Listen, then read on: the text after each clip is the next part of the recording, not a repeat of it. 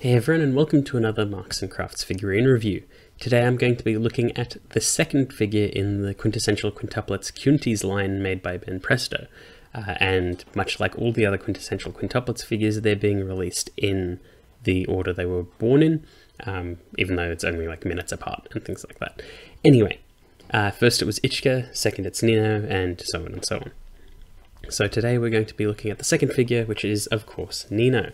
And Nino is in an evening dress sort of design, sort of like a formal gown type thing. All of the characters in this lineup are in the same sort of like red carpet-ish formal attire, and it really suits them quite nicely. I really like that all of the outfits that they've shown in prototype and things like that are all very distinct from one another. And while I did like the Ichika figure that I had before, Ichika's not my favourite, and mine did have a few paint errors, especially around the face and hair, which really ruined the figure for me. But we'll see if things are different on this one. So let's get right into it. So right out of the box you can see that Nino stands quite a bit taller than the box itself, but part of that can be attributed to her giant base, and I can't remember exactly if Ichika had the same thing, but I vaguely remember them having like stupidly large bases. But anyway, Nino comes in three pieces, which is the base, legs, and the main body. It was a little awkward to put it together, but once everything clicked, it really fit together quite snugly and nicely. And it's a really nice figure, so let's have a closer look at it. So now that we're having a little bit of a closer look at it, you can see that her face is quite nicely detailed. Her eyes look fantastic. The only other figurine line that I've looked at with Quintessential Quintuplets that has had as striking eyes are the Corfu line, and I think that they've really captured the look really nicely. She's also got a little bit of blush under her eyes. The paint applications of the silver on her necklace and her earrings look really nice. The classic ribbons in her hair look good. There is a slight gradient in her hair color. I don't know if that's intentional, but it looks quite nice off camera. I don't know if it shows that well here. The dress is nicely textured with a cool little pattern.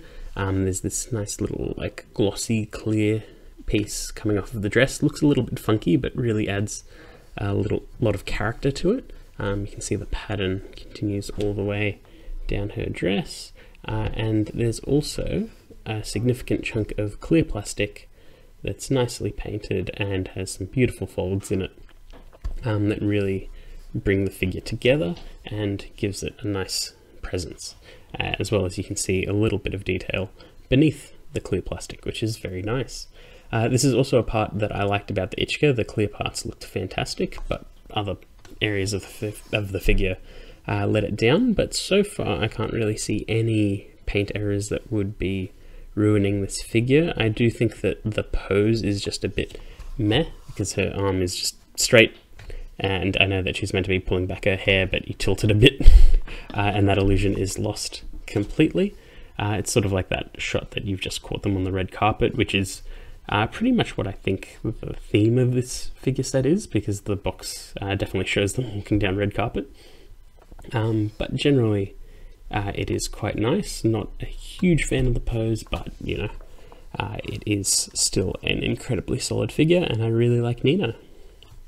I am glad that they went with the short head Nino, because I feel like her design really pops more when she's got her short hair, and it's really captured her quite nicely. There aren't a lot of figures with short hair out at the moment that look that good, but this one's definitely a tricky one to beat. The detail on her hair is nice, even though I'm not a big fan of the pose.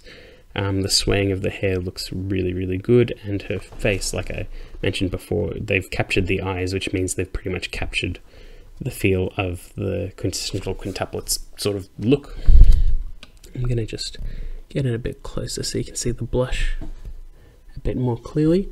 And yeah, I think they've really done a fantastic job here, because the face can make or break a figurine. And in this case, it's made the figure. So yeah, as long as you don't see the hand just sort of awkwardly hovering there, rock solid figure. And I know this is a bit of a quick review, but like usually if there's nothing bad to say about a figure, or it doesn't really wow me, there's not a lot to say about the figures. And I've already talked on end about what I think of quintessential quintuplets and things like that, and I don't want every single video I make to be just a repeat of literally everything I've said all the time. You can definitely check out those reviews of the Quaffle line where I've talked on end about these things for what I think it's cumulative, like 40 minutes or something like that. But yeah, look, this figure has captured Nino well. I was going to drop the Kyunties line because the Kaguya-sama figures aren't really impressive, and I was having issues with the Ichika in the quintuplets line, and I saw the lineup of figures, and even though it's a good lineup, I was not really that keen on getting any others because it's just they weren't that great. But Nino's turned me around. I will keep collecting the quintuplets one just to see how this line plays out, but I might drop the Kaguya line, unfortunately. But yeah, this is a pretty solid one. It's, well, like I said, it's just sold me on the rest of the quintuplets. I'm hoping that the quality stays true up until the end, but only time will tell for that. So anyway, I hope you enjoyed that video, and I'll see you all next time.